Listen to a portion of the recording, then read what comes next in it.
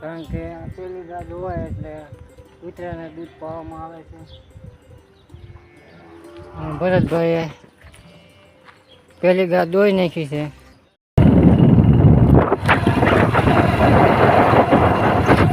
તો એની રહી હતી ગૌશાળા દયાવન જેટી ગૌશાળા ત્યાં એની રહી હતી એની બોલો કે ભોપો જો વેપર થાય વેપર થાય લાઈટ જોવા જવાનું છે.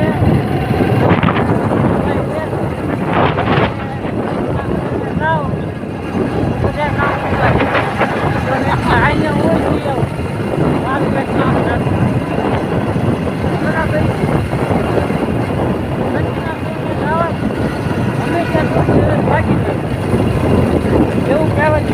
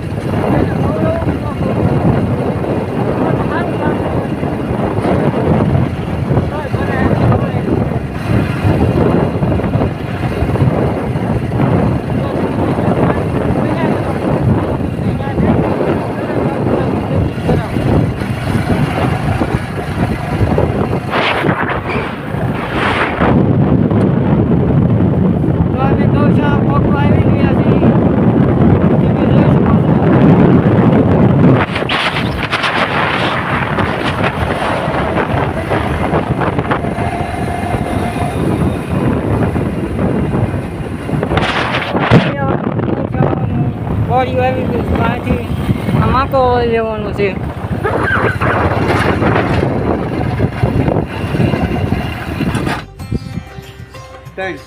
આમાં ત્રણ જોવા છે. આમાં કેટલા ગાયો ને કેટલી હિન્દી મારે છે. નાના મોટી 110 છે. નાના મોટા 110 એમાંથી ત્રણ જ દોવા છે. એ છે ખાવા બાપુને બધા જે રહેતા હોય બાકીના બધા વાસરું છે એને દવડાવી દેવાના.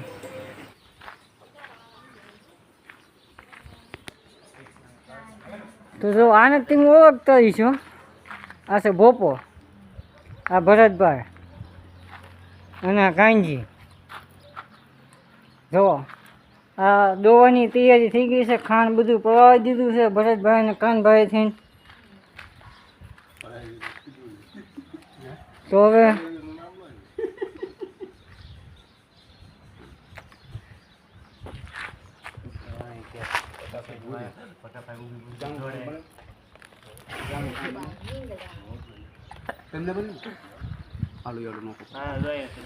જો આ કૂતરા તો કૂતરી છે.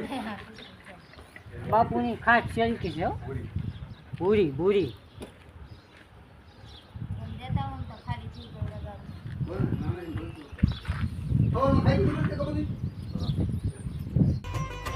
તો જો હું તો પહેલી ગા દોવાની એટલે કૂતરીને દૂધ પાવામાં આવે છે. એટલે પહેલી ગા દોઈને કૂતરીને દૂધ પાવામાં આવે છે. કારણ કે બાપુની ખૂબ સરસ ધ્યાન રાખે છે. આખા ગૌશાળાનું કોઈ પણને અંદર આવવું ન જોઈએ, ગરવા ન જોઈએ.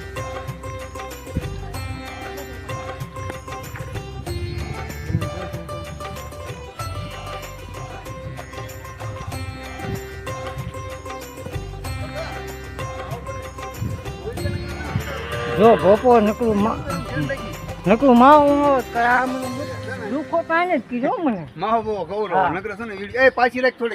દુખો તો મને આને જ કીધો. બીજું કોઈ છે નહીં. આવડા દુખો કરવો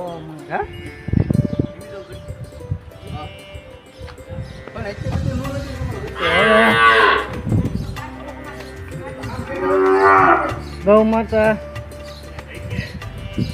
દોવાની છે એટલે બાંગુ નાખવા મળ્યા છે. ના ના બોલી ઓકા તો આમાંથી બધા નથી દોવાના, આમાંથી 4-5 જ દોવા દેશે. પપ્પા કેટલા દોવા દેશે?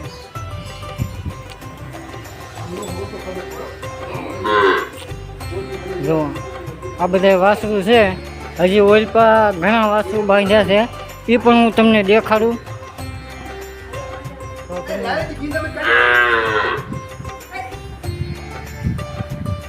આ નકરા માવા જ માંગીએ કે મને બાવો બેસી ઊભો થઈ ગયો. હો આવું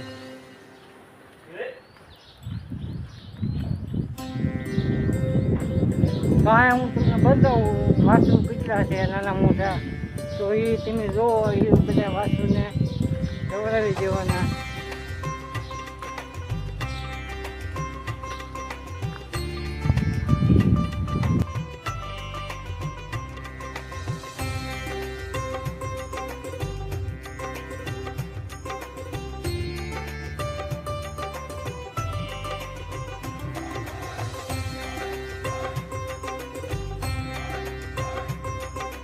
નાના નાના વાસુ આ બધા વાસુને જવડાવી દેવામાં આવે છે, કારણ કે જે દોવા દેતા હોય એને જવડાવી દેવામાં આવે છે.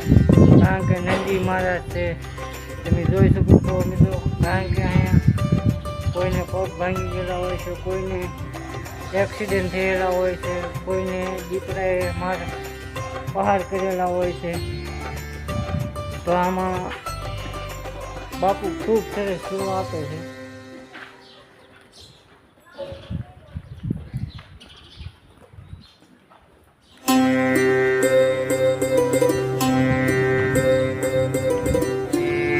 હું છું પપ્પા.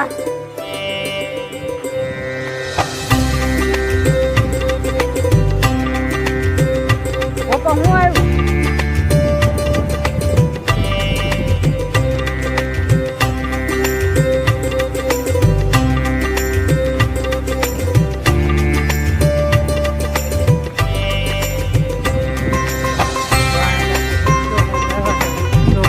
પણ છે ચારે બાજુ.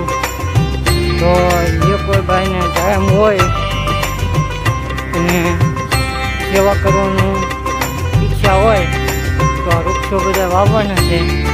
તો જેને કોઈ ભાઈને સેવા કરવી હોય તો વૃક્ષો વાવવામાં મદદ કરી શકે છે અને અહીંયા ગૌશાળા આવી શકે છે.